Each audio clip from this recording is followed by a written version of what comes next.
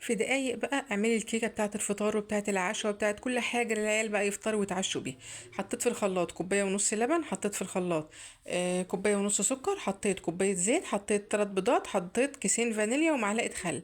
تاني كوبايه ونص لبن، كوبايه ونص سكر، كوبايه زيت، 3 بيضات، كيسين فانيليا، معلقه خل. هضرب ده كله معلقه الخل هضرب بقى ده كله في الخلاط كده. لا السكر كنت لسه بحطه، انما انا كنت حاطه كوبايه وبعدين كنت زودت تاني بنص كوبايه.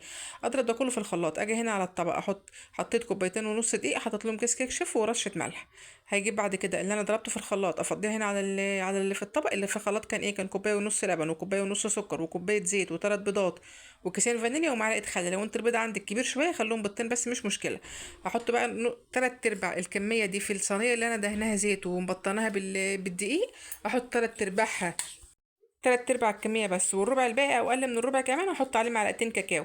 لو كانت الخليط حسيت ان هو تقيل معايا كنت ازود له معلقتين لبن، بس انا حسيت ان هو قوامه حلو شويه، فحطيت بقى بقيه الكميه دي اللي هي ربع الكميه او اقل من ربع الكميه على الوش. بص بطريقه عشوائيه مش اي حاجه يعني، انا مش عامله نص ونص.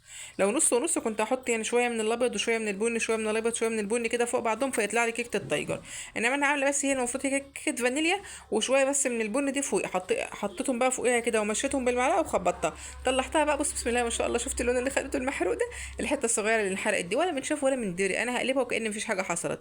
هو اللي حصل هي كانت لما خلصت كانت من فوق ما خدتش لون قوي، فانا ولعت لها الشوايه مش عارفه عملت ايه، فنسيت بقى اتحرقت الحته الصغيره اللي اتحرقت معايا دي. قلبتها وقطعتها ولا كأن حاجه حصلت. بص بقى اهم حاجه ان هي طريه من جوه كلها مفرغه ما فيهاش اي حاجه مكتومه ولا اي حاجه.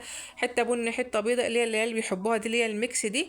ده اهم حاجه، ما يهمناش بقى ايه الناحيه التانية عملت ايه الناحيه دي عملت ايه، المهم ان هي من فوق زي من تحت وتحفه. جربها لهم بقى يفطروا بيها يتعشوا بقى بعد الامتحانات عشان ما يزهقوكيش بقى في فطار في عشاء في معرفش ايه. يشربوها كده مع كوبايه لبن، كوبايه شاي بلبن، كوبايه شاي بس زي ما يحبوا بقى. جربيها وبألف هنا.